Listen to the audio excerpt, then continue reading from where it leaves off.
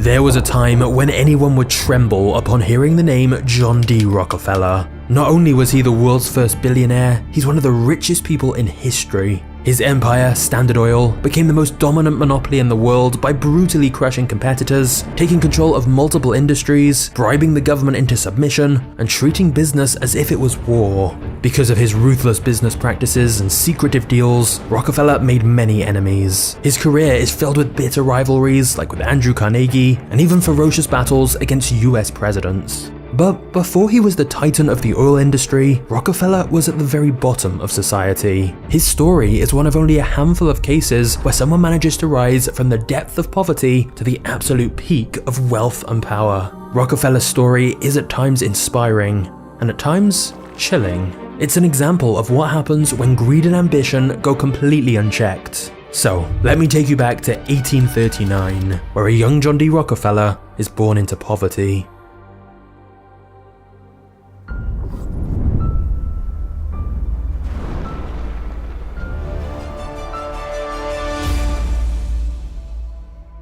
In 1839, John D. Rockefeller was the first child born into a family of peasant farmers with no cash to spare. In his small town of less than 1,000, the most mysterious character to be found was undoubtedly John's father, who was known as Devil Bill. Instead of helping on the family farm, Bill did just about anything else. He was an athlete, ventriloquist, hunter, hypnotist, and even an animal trainer. Once he won a bear in a competition, kept it as a pet, and taught it to do tricks. Bill did a little of this, a little of that, but not much of anything. Bill would also spontaneously skip town in the middle of the night, leaving John and his siblings to fend for themselves for weeks or even months, only to reappear in a luxurious carriage and shower John and his siblings with toys and gifts. And this confused John, because his family lived in a crumbling old house, wore tattered clothes, and they were hungry and cold every night. They lived a pitiful life, with these occasional bouts of luxury when his father returned. And the reason for that was because Bill lived a secret double life as a con artist. Whenever he disappeared, Bill changed his name from William Rockefeller to Dr. William Livingston, and traveled from town to town selling useless herbal remedies and potions to the sick and desperate. Because Bill was usually far away running scams, John's mother enlisted John's help working at the farm, where she instilled a strong religious faith and sense of duty in him whilst they ploughed the fields. For a boy younger than 10, balancing school and farming was backbreaking, but it taught him the value of discipline and hard work. John was proud to be helping his family out. In fact, he even started coming up with other ways to make money. For example, John once followed a wild turkey into the woods, stole its eggs, and raised the hatchlings. When they matured into turkeys, John sold some of them for a tidy profit and kept the rest so he could get more eggs and repeat the process. Despite his young age, John was now pitching in a few dollars every week and was making a serious impact on the family's finances. It looked like the Rockefellers might finally have a decent and stable life. However, when John was 10, his father Bill was accused of sexually assaulting a young woman. Even though nothing was proven, the Rockefellers still faced public disgrace, and so they were forced to pack their bags and find a new home. You'd think after this event, Bill would dial back his schemes, his infidelity, and focus on healing his relationships to his family. But instead, he did the complete opposite. Whilst using his fake identity of Dr. William Livingston, Bill married another woman in a different state where no one recognized him. Of course, he kept this a secret, and neither John's mother nor the other woman ever knew he had two wives. But the effect was evident. Bill was almost never around. So the Rockefellers moved from town to town, and John took on more responsibility as the unofficial head of the household. All whilst going to school, he kept finding ways to make money, manage the family's finances, and he even started giving out very small loans. Finally, the Rockefellers found a good home in Cleveland, Ohio, but now that John was 16 and nearly done with school, he wondered what the next phase of his life would be. John wanted to go to college, but by this point he had 4 siblings and a 5th on the way. And since John's father was absent even more than normal now that he had his secret other wife, John's mother relied on John to help pay for their food, housing, and education. This meant college was out of the question. John had to get to work immediately. And so just 2 months before his graduation, John dropped out of school and began looking for a job in Cleveland. He was after something big, so he made a list of all the biggest railroads, banks, and wholesale merchants in the city. However, every time John showed up to an interview, people laughed in his face when they found out he was only 16 years old. John faced rejection after rejection, but no amount of humiliation was going to stop him, and after 6 long weeks, he got an interview at a small firm that needed help with bookkeeping. When they saw John's excellent penmanship, they decided to give him a chance and told him to get to work immediately, not even mentioning how much he'd get paid. John was ecstatic, and for the rest of his life, he celebrated September 26th as a personal holiday he called Job Day. To him, it was even more important than his own birthday. Even though it was not a massive operation, John's first job taught him how to deal with suppliers, pay bills, and see the inner workings of a real business for the first time. One day, his boss came in with a check for $4,000 and put it inside a safe. John knew the safe's combination, so when his boss was gone, he opened it up just so he could hold the note in his hands, hypnotized by how much it represented. John dreamed of someday making as much money as his bosses, and so every morning before heading off to work, he began repeating to himself, "I am bound to be rich." On the last day of 1855, John's bosses gave him his payment. $50, which meant he'd only earned a little over 50 cents a day. It wasn't much, but since he'd done such a good job, his bosses raised his salary to $300 per year, the equivalent of around $11,000 today. The raise gave John something he deeply wanted, independence from his father. Now, with his mother's help, he could finally give his family the stable life they yearned for. And from early on in his career, John personally gave around 10% of his salary to various charitable causes. But after 2 years of diligent work, a recession slowed the business down, and one of the founders quit the firm. All of his responsibilities fell onto John, who became the company's lead accountant. However, John knew the economic downturn had caused a sharp decline in the firm's revenues, and he suspected that soon the firm may have to close down completely. And yet, John wasn't worried. His 2 years of experience in the job had given him a huge amount of confidence, and so John was already planning his biggest move yet. John D. Rockefeller was ready to start his own company.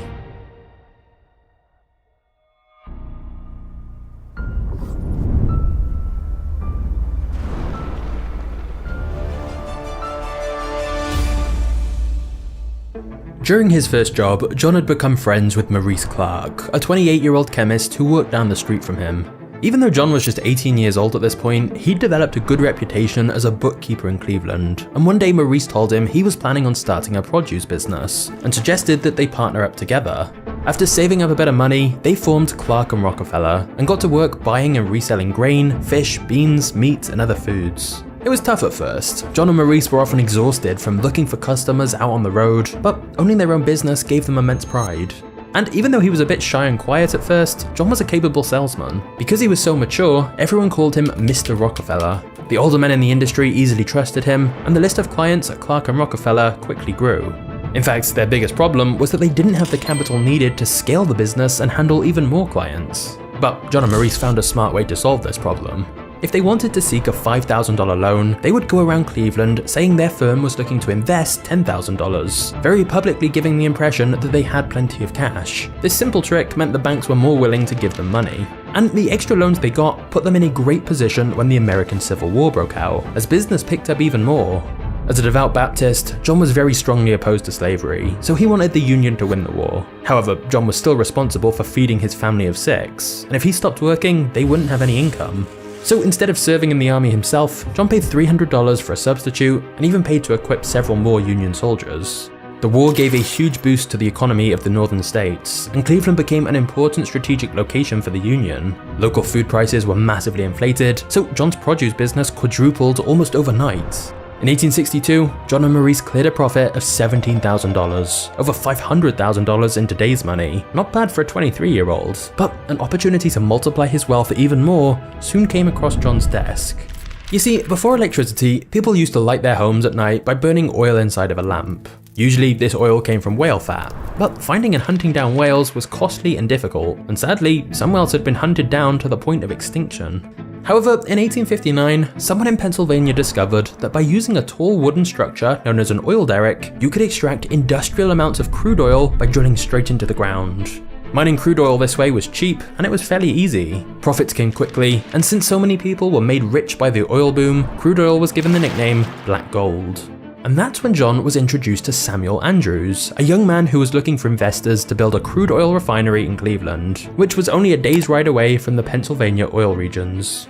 Andrews had a huge advantage over most of the competition. He discovered that if you applied sulfuric acid to crude oil, it would essentially purify it and turn it into kerosene. When burned, kerosene lasted longer and shined brighter than crude oil. It was a simple process, but the secret was closely guarded by the few who had discovered it. Now that John and Maurice had plenty of money to spare because of how successful their produce business was, they thought it would be wise to diversify their business, and thus they loaned Andrews $4,000 to set up his oil refinery.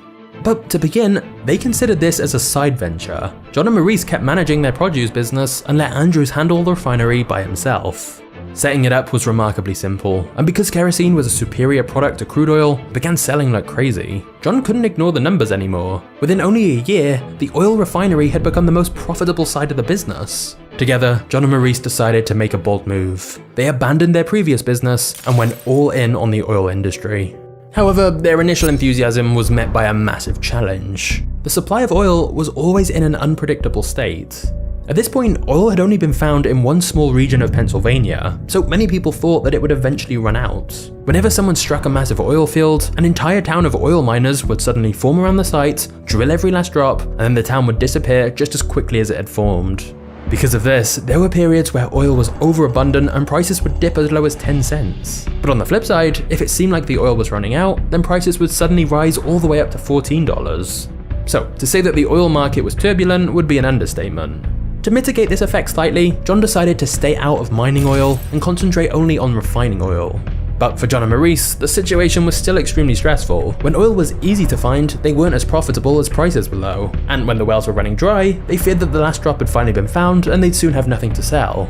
The uncertainty was too much to handle for Maurice, and in 1865, he agreed to sell his share of the business to John. This was the tipping point of his career. Scared to his bones, but with a calm exterior, John agreed to buy Maurice's share of the company for $72,500, or $1.35 million in today's money.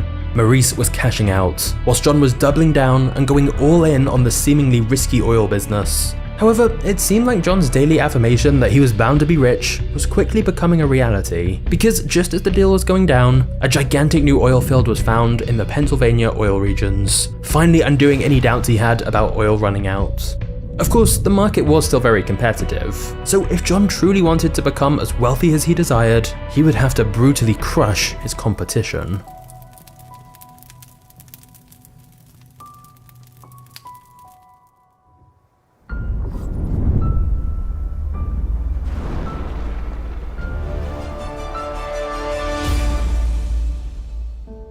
The year before buying his business partner's share of the company, John married a woman who shared his religious devotion. Even though he was now making good money, John bought a modest house in Cleveland where they began to raise a family. So with his home life in order and the northern economy booming after the Union Army won the Civil War, everything was ready for John to begin building his empire. Now that his partner was gone, John rebranded the company under a new name, Standard Oil, and he got to work building a second refinery and began exporting kerosene to Europe. John was confident that the oil industry would make him extremely rich, but it quickly became apparent that he needed some help. So John took on a new partner to help him run the company, a man named Henry Flagler, and the two men were remarkably similar. Like John, Henry wasn't interested in making a little money. He wanted to build an empire. That's why when John told him about his ambitious plans for Standard Oil, Henry was all in. He was also just as religious, disciplined, and determined as John. In fact, perhaps their only difference was that Henry was even more ruthless when it came to doing business. Henry approached business the same way he would approach war. The only way to win was to completely crush your enemy, and so John adopted this philosophy as well. You see, competition in the oil refining industry was quickly turning warlike. Now that others had uncovered how simple the refining process really was, Rockefeller's product was no longer unique. New brands of kerosene were popping up all over the market. So John and Henry began scheming and decided to form strategic alliances that would not only boost Standard Oil's profits, but also hurt their competitors at the same time. One example of this was when John secretly colluded with the railroads to get better transportation costs than all their competitors. At the time, oil was transported from one place to the other by an extensive network of trains, mostly dominated by three railroad companies: the New York Central, the Erie, and the most powerful company in America at the time, the Pennsylvania Railroad. Because of the way their routes were laid out, it was beneficial for the New York Central and the Erie railroads to carry oil to refineries in Cleveland. But for the Pennsylvania Railroad, it was more profitable to carry oil directly to New York City or Philadelphia. So the Pennsylvania Railroad declared that Cleveland would be wiped out as a refining center, and they pulled out of the city completely. After this news that the largest railroad was leaving the city, many refineries in Cleveland left the city too. This was a disaster for the New York Central and Erie railroads, who had made sizable investments in Cleveland, and they were now losing customers. So instead of joining the panicking crowd and leaving Cleveland, John saw that the Erie and New York Central railroads were in dire need for business, and he decided to use their desperation to his advantage. In exchange for a consistent flow of oil through their networks, John negotiated a deal with the Erie in which Standard Oil would get a 75% discount on the railroad's official shipping costs. And in exchange for a daily order of 60 carloads of refined oil, John negotiated another deal with the New York Central Railroad to pay $1.65 per barrel shipped, when the official rate was $2.40. So, with both railroads, John now had extremely favourable rates secured. And even though the railroads were reluctant to accept these lower prices, the guaranteed consistent shipments were irresistible to them. In fact, since these railroads went from shipping all sorts of things to focusing just on oil, they could simplify their operations and boost their profits. So it was win-win for everyone. Well, except for the Pennsylvania Railroad and Standard Oil's competitors.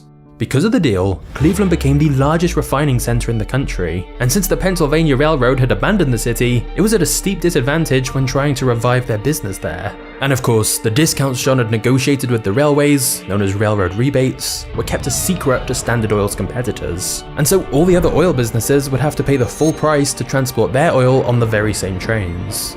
And here's the thing, because John knew for a fact that his costs were now lower than all his competitors, he was able to trigger a price war. John would lower the price of his oil so that his competitors would have to do the same in order to remain competitive in the market. But since John knew his competitors were paying more than him to transport the oil and thus had higher costs, even if they charged the same price for their oil, John was still making more profit. He knew his competitors wouldn't be able to survive. So John kept slashing the prices, and eventually the price would go so low that some competitors would go bankrupt. Once they went bust, Standard Oil would have way less competition, so John could bump up the price again and charge even more than he did originally. It was brutal, but it was extremely effective. Now, John knew these railroad rebates were morally dubious. They gave bigger businesses hugely preferential treatment over smaller ones. However, it would be over a decade before any antitrust laws were passed to prevent these kind of monopolistic practices, so legally, John wasn't doing anything wrong, and thus, in the meantime, this warlike strategy to crush competitors was paying off, and Standard Oil raked in enormous profits. However, there was one major problem. The massive surplus of oil meant oil prices had fallen as low as $2.40 per barrel, and as more oil fields were found in Pennsylvania, it seemed that the price would continue to fall. The remaining competition was barely hanging on. In fact, John estimated that around 90% of oil refiners were actually losing money. But John began to fear that his individual success could be overshadowed by a total collapse of the entire oil industry. John was convinced that if they were facing a system-wide problem, they needed to find a system-wide solution for it. And John's solution would be to organize an even more dominant monopoly, the likes of which had never been seen before.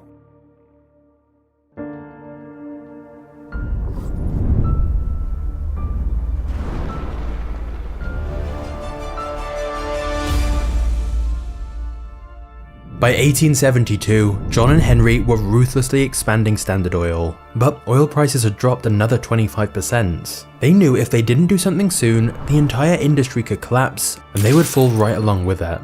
So John decided to collaborate with the president of the Pennsylvania Railroad, Tom Scott.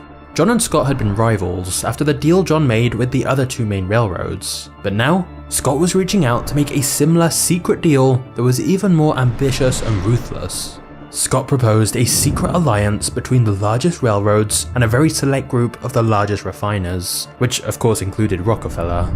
And thus, Standard Oil and the Pennsylvania, New York Central, and Erie railroads all formed an alliance together under the inconspicuous name of the South Improvement Company, or SIC for short. The deal was that in exchange for a secret 50% rebate on transportation costs, John would transport all his oil exclusively through these railroads.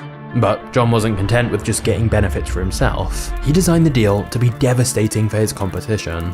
For example, when anyone outside of this secret alliance transported kerosene through these railroads, Standard Oil would receive a 50% rebate from the cost of their shipments as well.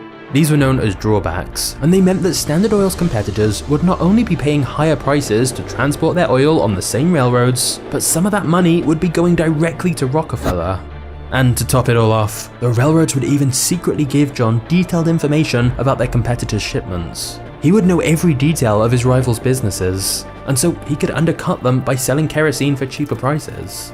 Anyone outside this secret alliance stood no chance. It was a death sentence for anyone excluded from the club, and the worst of it was, they didn't even know it.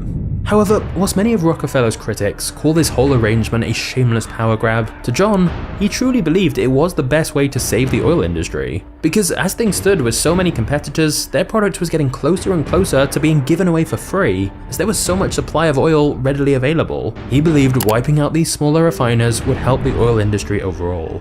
But either way, it didn't matter, because rumors of a railroad and refiner cartel soon began to spread. When people read in the newspapers that the rates for the 3 most important railroads in the country had doubled overnight, they knew exactly who to blame: Tom Scott of the Pennsylvania Railroad and John D. Rockefeller of Standard Oil. As rumors of the alliance continued to spread, thousands of people took to the streets to protest, threatening Standard Oil and the Pennsylvania Railroad with violence, vandalism, and arson. Protesters hijacked Standard shipments and spilled their oil, and they tore the Pennsylvania's train tracks from the ground. But the final blow to the SIC came when the oil miners made their countermove and boycotted the SIC. Without a supply of crude oil, John's refineries were useless, so 2 months after it was formed, the SIC had been disbanded. It was a humiliating event, one that brought a lot of negative attention on John. But John wasn't fazed by it. He simply decided if he couldn't control the oil industry through shady backroom deals, then he would do it in public and conquer the industry by force. John wanted to bring as many refineries under Standard Oil as he could, and to his surprise, the SIC fiasco had actually caused one important change in the industry. Despite the very public fallout of the SIC alliance, there were still whispers of a secret railroad and refiner cartel, with many people paranoid that there must still be some kind of secret deal in place between the big railroads and the big refiners. Even though there wasn't, the rumors spread everywhere. Oil refiners were scared that if Standard Oil still had a secret deal with the railroads, they would get crushed, and John decided to leverage this threat to his advantage. In a period of 6 weeks, now known as the Cleveland Massacre, John managed to intimidate 22 out of the 26 oil refining companies in Cleveland into selling out for fractions of what their businesses were actually worth. So even though the SIC hadn't gone ahead, the fear it had created pressured many refiners into panic selling their companies to John. Plus, since many other refiners were losing money anyway, John would show them his company's finances so they could see how well Standard was doing, and to prove to them that he could outlast them all. For most refiners, the choice between fighting a losing battle and cashing out was obvious. And whenever anyone sold out, John gave them only 2 options. They could either sign a damning contract prohibiting them from ever joining the industry again, or they could join Standard Oil. Since most competitors chose to join Standard, John had the brightest minds in the industry working for him. All those entrepreneurs who'd been running their own companies were now brought under the Standard Oil umbrella into one giant company. Also, when the new refineries came under Standard's ownership, they outfitted them with the latest oil refining technology, which drastically cut costs. By mid-1873, John was in control of an empire with a growing number of highly efficient refineries that together could ship out over 1 million barrels of kerosene every year. He now had a monopoly over the Cleveland refineries. However, on September 18, 1873, a day historians call Black Thursday, a series of bank failures plunged the US economy into a national recession that lasted 6 years. For the first time, oil prices dropped not because there was too much supply, but instead because of a total lack of demand. Standard began operating only 2 of their 6 main refining plants in Cleveland. And a year after Black Thursday, a single oil barrel traded for as little as 48 cents. Less than the cost of an equal amount of water. So everyone from the miners to the railroads and the refiners were dreading their seemingly inevitable fate, bankruptcy. But thanks to Standard Oil's careful management of finances, excellent credit with banks, and their modernized refineries, John was one of the only refiners in the country who was able to still clear a profit. And as always, John regarded every crisis as an opportunity. He smelled blood in the water. Now, John already dominated in Cleveland at this point, which was one of the main refining centers in the country, but he knew the bleak economic conditions were a nationwide problem, and so refiners in the other refining centers like Pittsburgh, Philadelphia, and New York were all struggling badly. And thus, John decided this was precisely the right time to acquire as many of them as he could. So John initiated a nationwide buyout campaign, and whenever anyone was reluctant to sell out, John would resort to indirect ways of pressuring them into submission. For example, he would buy all the available refining machinery and barrels, so competitors couldn't even make or package their oil. And if somehow they managed to make any oil, he would reserve every railroad for months, so they couldn't even ship it anywhere. Another one of John's brutal business tactics was to pressure the railroads to raise prices for other refiners high enough that they would soon face bankruptcy. Since he had detailed records of all his competitors' shipments, he would wait for them to be on the verge of ruin, and then he would offer to save their business by buying them up for pennies. Eventually, everyone who Standard Oil wanted to acquire was either absorbed into the growing giants or crushed under its pressure. By the time the economy was starting to recover, Standard controlled over half of Pittsburgh's refining capacity, the largest refineries in Philadelphia, and they secured a dominant position in New York as well. To exert even more control over the industry, John built a network of pipelines which brought crude oil into their refineries and pumped out refined oil in large cities. The pipelines meant Standard relied less on the railroads to transport their oil, and thus it further reduced their unit costs. And with its pipelines covering the eastern seaboard of the United States like tentacles, Standard Oil earned its appropriate nickname, the Octopus. Despite still only being in his 30s, John D. Rockefeller was now the undisputed king of oil refining, and one of the wealthiest men in the country. However, by now, too many people had been victims of Standard Oil's predatory business practices. The largest newspaper in America at the time even called the company the most cruel, impudent, pitiless and grasping monopoly that ever fastened upon a country. John's list of enemies was growing dangerously long.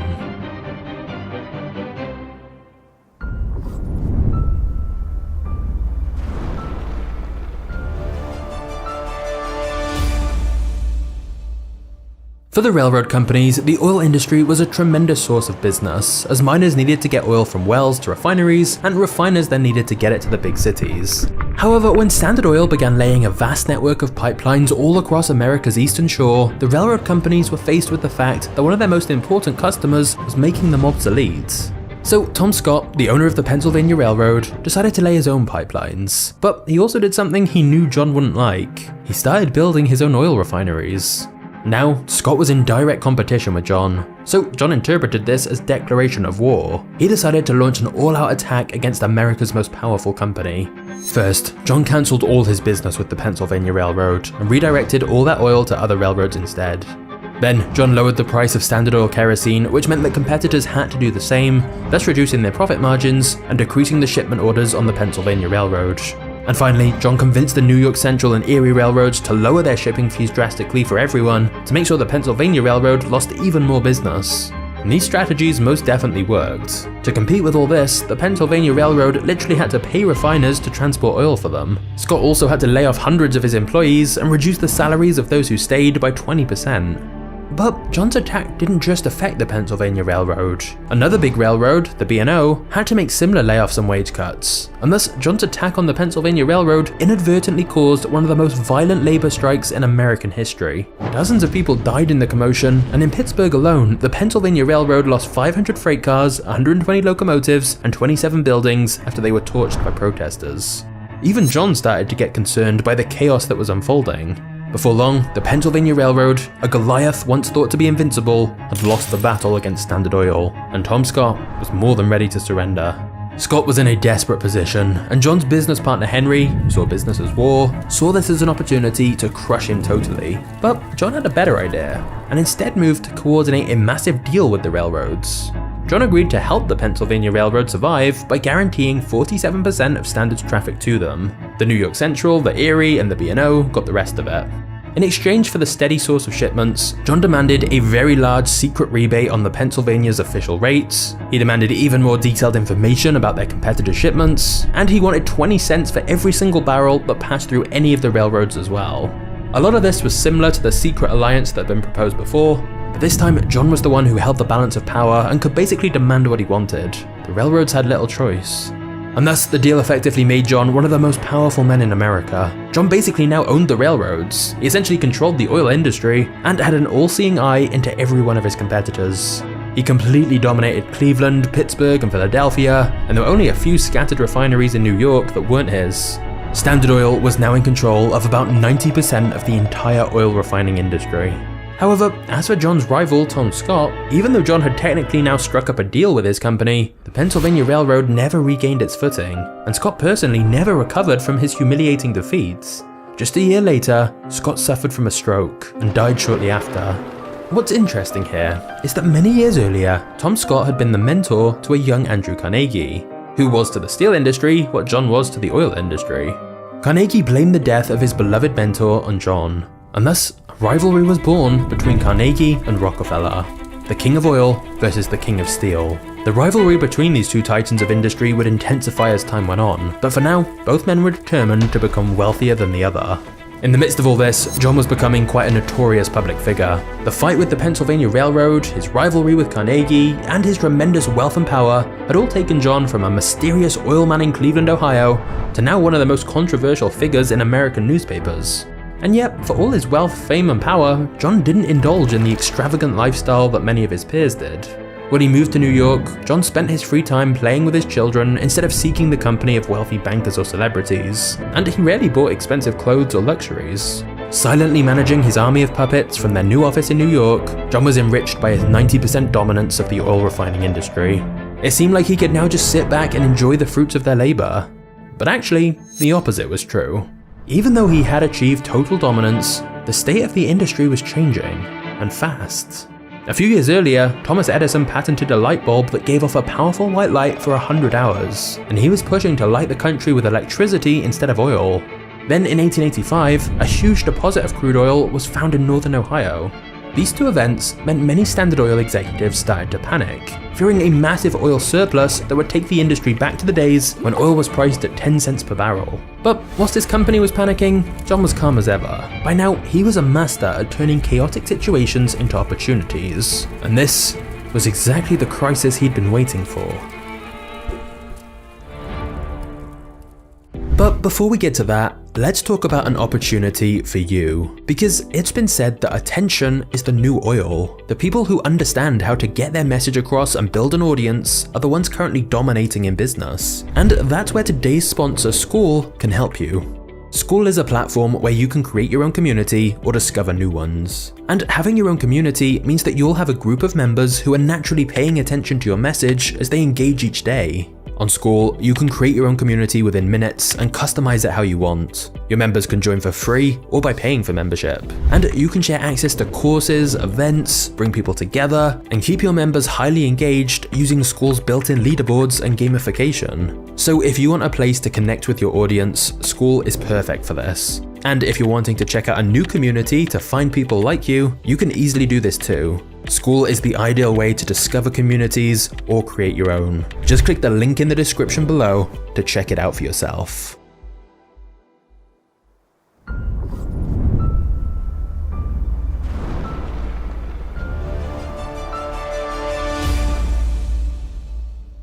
Up until this point, Standard Oil had only focused on refining oil. John had been pursuing horizontal integration, taking over other refining companies who did the same thing he did.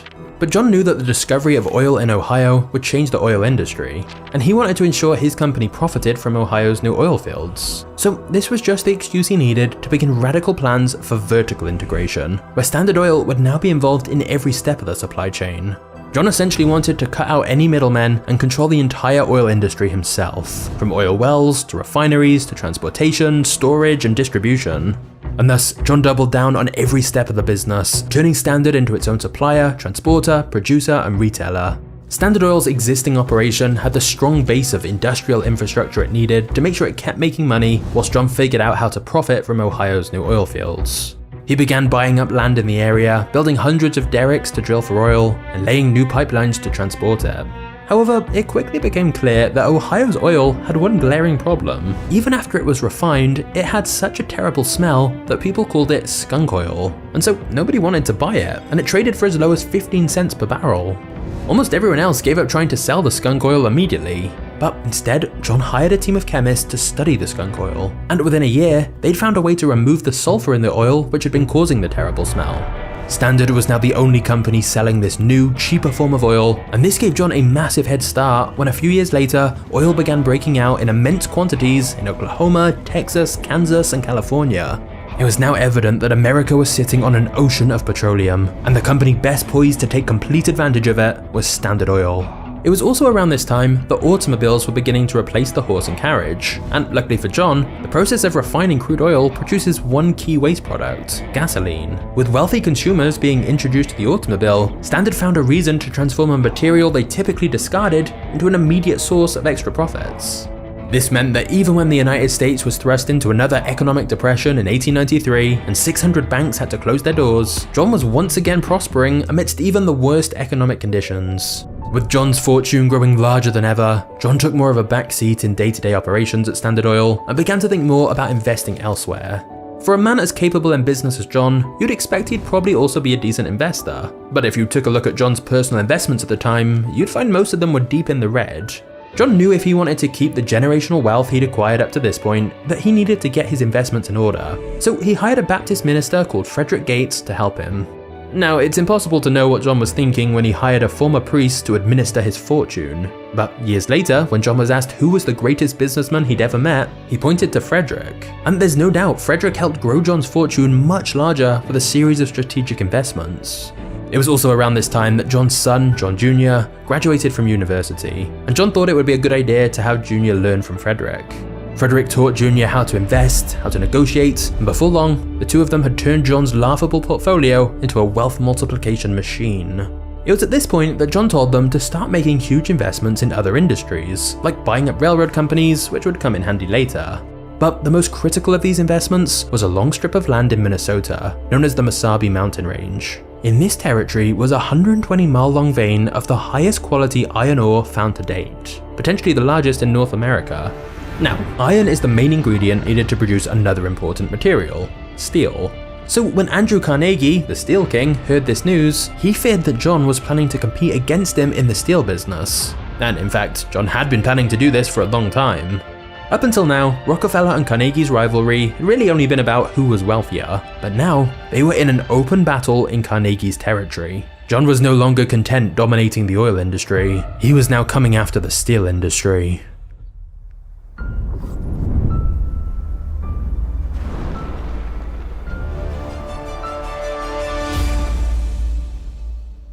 John told Frederick and Jr. to commence mining operations in the Mesabi Range, and they undercut Carnegie by selling their higher quality ore to his competitors at dirt cheap prices. As they built up their mining operation, a rumor started to spread that John was planning to further infiltrate Carnegie's niche and build a huge steel mill. Now, over on Carnegie's side, he had a head start of a few decades in the steel industry, which gave him considerable leverage over John. But he also had two big problems. Firstly, John had a source of iron that was more plentiful and of a higher quality than Carnegie's. And secondly, Carnegie had made the mistake of assuming that iron would always be cheap and easy to find, so he hadn't made any investments in iron mines during the last few years. His blind faith had been proven wrong over time, and now his supply of the most important mineral he needed was running out. And so, hoping to save his business, Carnegie approached John, Frederick, and Jr. to make a deal. By the time the negotiations concluded, the two sides had reached an agreement. Carnegie agreed to buy a minimum of 600,000 tons of ore from John's mine every year and transport all of it, plus an additional 600,000 tons from his own mine, exclusively through John's railroads, which John now owned a few of. In exchange, Carnegie would get a secret rebate from John for supplying his railroad with so much business. It was the exact same sort of mutually beneficial secret agreement that John was used to making with railroad companies for his oil transportation, except now he was the one giving Carnegie a secret rebate. And to seal the deal, Carnegie agreed to never buy land around the Mesabi Range, and John agreed never to build a steel mill. The partnership was win-win for both men, and so it seemed they were willing to overlook their differences if it meant they'd both profit hugely, and of course at the same time, hurt both of their competitors. The agreement between these two former rivals soon made news headlines, provoking a craze on Wall Street. Investors hoped to get rich by investing in John's iron mines and Carnegie's steel mills, which both looked unstoppable now they were working together rather than competing.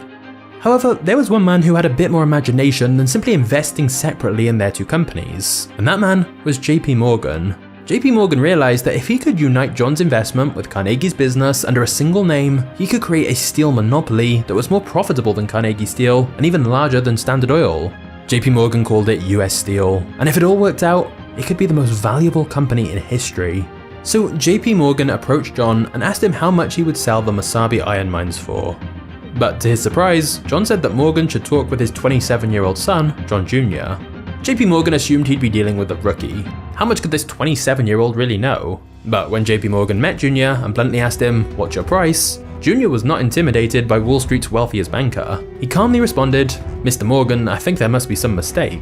I did not come here to sell. I understood you wished to buy."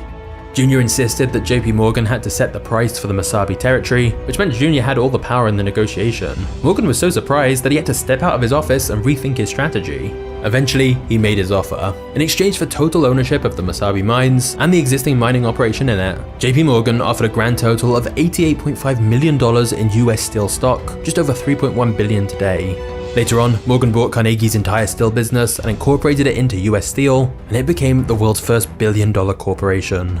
But remember, John now owned a huge chunk of that company, and his US Steel stock soon appreciated to over $200 million. Plus, thanks to the automobile boom and the need for gasoline, Standard Oil was growing into an even more powerful monopoly than it had been before. Not to mention that thanks to Frederick, John's investments were now in order too.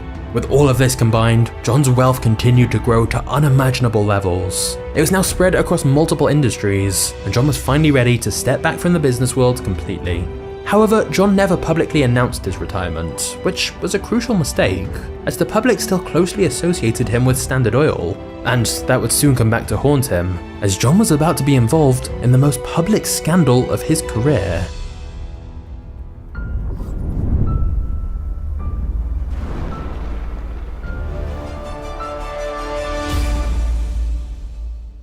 Even though he was now retired, John still owned around 30% of Standard Oil's stock. And because of the tremendous growth of the auto industry, he was actually getting wealthier in retirement than when he was working. However, because of their brutal business practices, Standard now had such a negative public image that US President Theodore Roosevelt saw it as the perfect target to fight against in his rise to power. Now, this wasn't the first time he tried. Previously, Roosevelt passed a bill that punished railroad rebates. But it really wasn't enough to get the public excited, and the end of his first presidential term was coming up. So Roosevelt detected that the public opinion of John and Standard Oil was quickly turning from a mere dislike to a passionate hatred, and that was largely thanks to a journalist called Ida Tarbell. You see, Tarbell's father was one of the oil refiners who were bankrupted by John's ruthless business tactics a long time ago. Their father's business partner even took his own life after their wealth was destroyed by John. Now, Tarbell was publishing monthly articles that told an in-depth story about the company and the man who had bankrupted her father and made her childhood miserable. As you'd expect, she didn't have many nice things to say. Tarbell managed to break through John's wall of secrecy, and so the dark history of the once mysterious Standard Oil was now in full view, with John as its protagonist. His backroom deals with railroads, his intimidation tactics, the politicians they bribed, everything was fully revealed, and the American public devoured the story. The series even exposed John's father's history of scams, his sexual abuse accusation, and they eventually discovered his second marriage, which took a heavy emotional toll on John and his family. Needless to say, John never responded to anything Tarbell wrote, and so his public image was contaminated as she publicly condemned him. And his silence only angered the public further, so in a few years, John went from one of the most private and mysterious members of the American elite to the national embodiment of corruption and greed.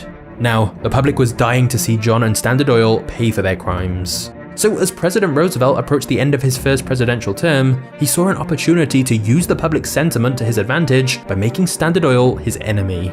In his presidential campaign, Roosevelt promised to take down the monopolies, and thus when he won the re-election, it was time to make good on that promise and wage war on Rockefeller's empire. He launched a full-fledged investigation into Standard Oil, and now the anti-monopoly laws that corrupt politicians always ignored got used to their full potential.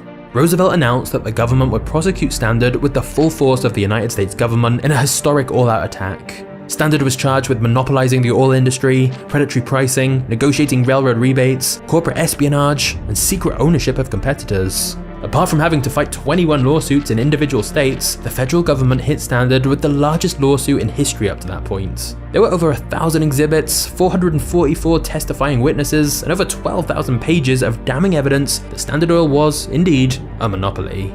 The lawsuit was so vast that it continued years beyond Roosevelt's presidency, but his ambition to defeat Standard Oil would eventually be satisfied. The evidence that Standard Oil was a full-fledged monopoly came when Standard's profits were examined. Because they were in control of 87% of oil refining in America, 100% in some places, Standard was taking full advantage of their monopoly status and overpricing their kerosene in order to make outrageous profits. And apart from being confirmed as a monopoly, evidence proved that Standard had systematically bribed hundreds of politicians and knowingly broken multiple antitrust laws. On May 15, 1911, after being found guilty of the crimes they'd been accused of, it was ordered by the federal government to dissolve Standard Oil and reorganize its subsidiaries into separate, unaffiliated companies. After 41 years, John's empire had finally been dealt a fatal blow and was being split up. Now, of course, you'd think breaking up an empire of Standard Oil's scale would be a losing situation for John. Many of his enemies, like Ida Tarbell and President Roosevelt, certainly thought this event was a cause for celebration. But what they didn't expect was that the dissolution of Standard Oil would be the most profitable event in John's career. You see, from the outside, it may have looked like Standard had been ruined by the dissolution, but actually, it was a pretty convenient time for the company to be broken up, as a lot of important changes were happening in the industry as a whole.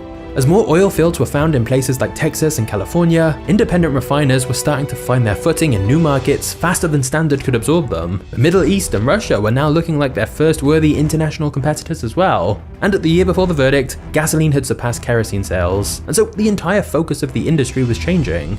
And because John still owned around a quarter of Standard Oil, when it was broken up into 34 different companies, he got his share of stock in all of them. And after they were open to public trading, investors nearly tripled the value of his shares. So John became even richer.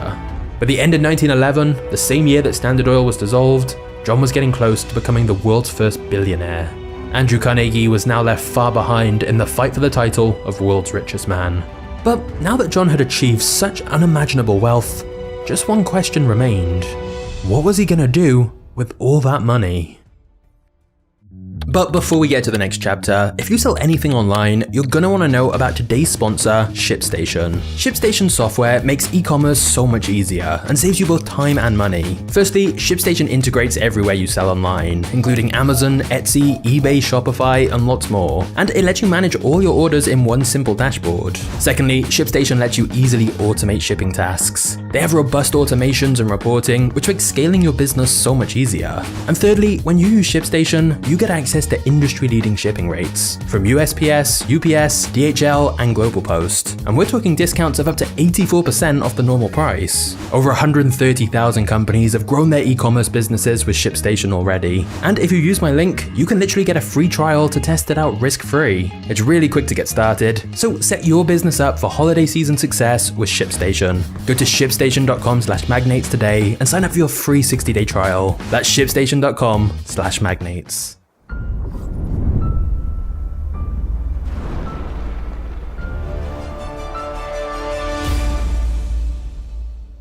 John was the wealthiest man in the world, and now that he was retired and that his old company had been dissolved, he decided to dedicate the rest of his life to philanthropy. And even though he was over 70 years old at this point, John's sense of duty meant that he was as energetic about charity work as he was in business. Throughout his life, John told people that he was a soldier of God sent to earth and given money for the benefit of mankind. And John really did want to make an impact on the world. And to be fair, ever since John got his first paycheck, John had given various organizations at least 10% of the money he made. And even when his sizable donations were publicly labeled as just ways to improve his image, John continued to give away a lot of money anonymously as well. However, John wanted to make his philanthropy a well-oiled machine that continued his legacy. So in 1913, he started the Rockefeller Foundation with the two people who were previously responsible for managing his personal investments, Frederick Gates and his son John Jr. By now, John had given away almost $150 million, and in the future, he would personally give a grand total of $540 million. To add to that, Frederick and Jr. went on to give away $537 million more through the foundation, and Jr. personally gave away an additional $540 million of the wealth he inherited from his father. In its over 100-year history, the Rockefeller Foundation has given countless billions of dollars in total, and it's still making donations today. Calculating the total amount and adjusting it for inflation is complicated, but it's safe to say that the amount is well into the tens of billions, ranking John amongst the most generous philanthropists in history. The Rockefeller Foundation focused on two main issues in its inception: medicine and education, and it's undoubtedly made a meaningful contribution to society.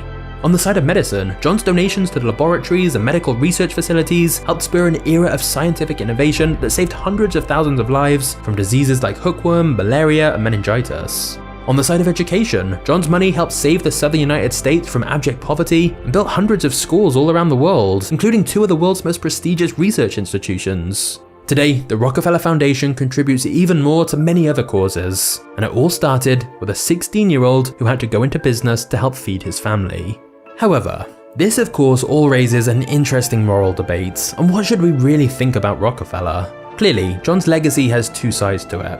As the author of his biography writes, what makes him so problematic is that his good side was every bit as good as his bad side was bad. It's almost as if there were two completely different John D. Rockefellers. There's undeniably a charitable and dutiful side to him, but there's also a corrupt, unforgiving, and brutal side. Both sides are true, but whatever you think of John D. Rockefeller, the fact remains that he's one of the most fascinating businessmen in history. Maybe that's why after John died at 97 years old, his son, who had the same name, said, "There was only ever one John D. Rockefeller." But if you think Rockefeller's story was controversial, wait until you see the scandals Andrew Carnegie was involved with. Just click the thumbnail on screen now, and I'll see you there in a second. Cheers.